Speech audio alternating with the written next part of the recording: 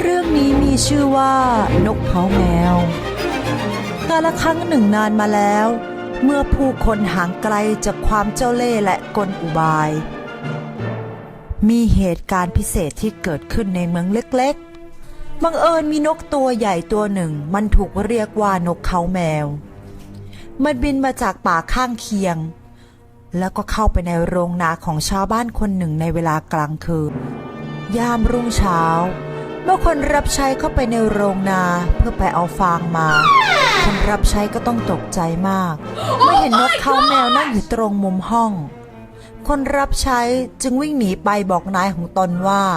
มีสัตว์ร้ายซึ่งเขาไม่เคยเห็นมาก่อนในชีวิตของเขาเลยเขาประเมินดูแล้วมันสามารถกลืนกินมนุษย์ได้โดยง่ายมันกำลังนั่งอยู่ในโรงนากรอกตาไปมาอีกด้วยฉันทราบเรื่องแล้วเจ้าของโรงนากล่าวกับคนรับใช้แกเนี่ยไม่มีความกล้าพอที่จะไล่ตามนกแบล็กเบิร์ดไปในทุ่งนาแต่เมื่อเห็นแม่ไก่ที่ตายแล้วนอนอยู่แกยังกลับกลัวที่จะต้องหยิบไม้เข้าไปใกล้มันแกนี่กลัวไปซะทุกอย่างจริงๆฉันคงต้องไปดูเองแล้วว่ามันเป็นสัตว์ประหลาดแบบไหนกันแน่และจากนั้นเมื่อเจ้าของโรงนาเดินเข้าไปในยุ้งฉางอย่างกล้าหาญและเขาก็มองไปรอบๆอย่างไรก็ตามเมื่อเขาเห็นนกประหลาดที่น่ากลัวด้วยตาของเขาเองเขาก็รู้สึกหวาดกลัวไม่น้อยไปกว่าคนรับใช้คนนั้นเขารีบไปหาเพื่อนบ้านขอร้องให้พวกเขาช่วยต่อสู้กับสัตว์ร้ายตัวนี้ที่เขาเองก็ไม่รู้จักและมันน่าจะอันตรายมากๆเขาไม่สามารถสู้ได้โดยลำพังเขาพูดกับชาวบ้านว่าถ้าพวกเจ้าไม่ไปกับข้าเมืองทั้งเมืองนี้อาจจะตกอยู่ในอันตรายเป็นแน่หากมันหลุดออกมาจากโรงนาที่มันอยู่ในตอนนี้หุบปากเสียงอึกระทึกครึกโครมดังไปทั่วถนนชาวเมืองถือหอกถือมีดถือเคียวถือขวานราวกับกำลังออกไปรบในที่สุดสมาชิกวุฒิสภาก็ปรากฏตัวขึ้นนายกเทศมนตรีเป็นหัวหน้าเมื่อรวบรวมผู้คนได้แล้วพวกเขาก็เดินไปที่โรงนาและล้อมไว้ทุกด้านทันใดนั้นผู้มีความกล้าหาญที่สุดคนหนึ่งก็ก้าวเข้ามาโดยย่อหอกลงพร้อมทิ่มแทงแต่หลังจากนั้นเขาก็วิ่งหนีออกไปทันทีและร้องลั่นหน้าสยดราวกับพบความตายพูดไม่ออกสักคำเดียว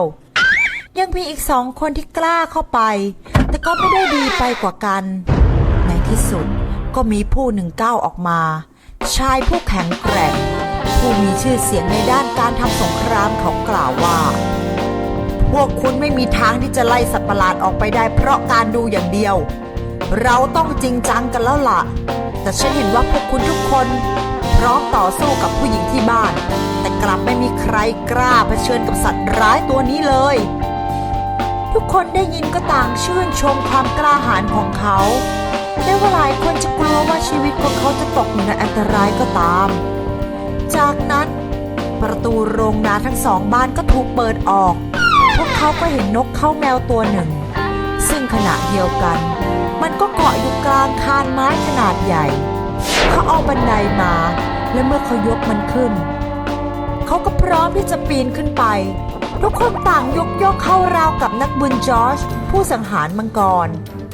เมื่อนกเขาแมวตื่นมันก็สับสนกับฝูงชนที่กำลังร้องตะโกนเชียร์กันอย่างบ้าคลั่งและมันไม่รู้ว่าจะหนีได้อย่างไรจากนั้นมันก็ถลึงกล่อมตาขยมขนและกระพือปีกแหกปากของมันแล้วร้องว่าช่วยช่วยช่วยช่วยช่วยด้วยน้ำเสียงที่รุนแรงมากๆจากนั้นฝูงชนด้านนอกก็ตะโกนเชียร์ฮีโร่ผู้กล้าหาญและบอกกับเจ้านกฮูกว่าอย่าร้องไห้กลับไปบ้านล่ะฮ่าฮ่าฮ่าฮ่าเจ้าจะตายแน่ในวันนี้ชายที่แข็งแกร่งได้เหยียดตัวให้สูงขึ้นเขาไต่บันไดไปได้ครึ่งทางแต่แล้วเขาก็ลื่นพลัดตกบันไดและกลิ้งถอยกลับมาและตอนนี้ไม่มีใครเหลืออีกแล้วที่กล้าเอาตัวเองตกอยู่ในอันตรายเช่นนี้นี่มันสัตว์ประหลาดพวกเขากล่าวมันคงใช้พิษทำให้ชายที่แข็งแกร่งที่สุดในหมู่พวกเราได้รับบาดเจ็บสาหัสภายในด้วยการตะคอกและแค่หายใจเข้าใส่เท่านั้นชีวิตมนุษย์ทั้งหมดกำลังอยู่ในอันตราย พวกเขาถอยออกมาปรึกษากันนอกโรงนาอีกครั้งกันว่าจะควรทำกันอย่างไรดี เพื่อไม่ให้เมืองทั้งเมืองถูกทำลายเป็นเวลานานดูเหมือนทุกอย่างจะไม่มีประโยชน์แต่ในที่สุดนายกเทศมนตรีก็คิดพบวิธีที่เหมาะสมได้ ความเห็นของผมก็คือ เราควรจ่ายค่าเสียหายสำหรับโรงนานี้ข้าวโพดฟางหรือหญ้าแห้งใดๆก็ตามที่มีในโรงนานี้ด้วยเงินและชดใช้ค่าเสียหายให้เจ้าของโรงนาจากนั้นเราก็เผาโรงนาทั้งหมดทิ้งไปพร้อมกับสัตว์ร้ายข้างในเพียงเท่านี้ก็จะไม่มีใครที่จะได้รับอันตรายถึงชีวิตอีกแล้วนี่ไม่ใช่เวลาที่จะมาเห็นแก่ตัวหรือขี้เหนียวในเวลานี้หวังว่าทุกๆคนคงเห็นด้วยทุกคนปรึกษาหารือกันและมีความคิดเห็นเดียวกันว่าเห็นด้วยกับนายกเทศมนตรีหากไม่มีใครเชื่อเรื่องนี้ก็ไปถามที่นั่นจากนั้นพวกเขาจึงเริ่มจุดไฟเผาโรงนาทั้ง4 มุมแล้วนกเขาแมวก็ถูกเผาอย่างอนาถยำตายทั้งเป็นในที่สุดช่างน่าสงสารเสียจริงๆเจ้านกเขาแมว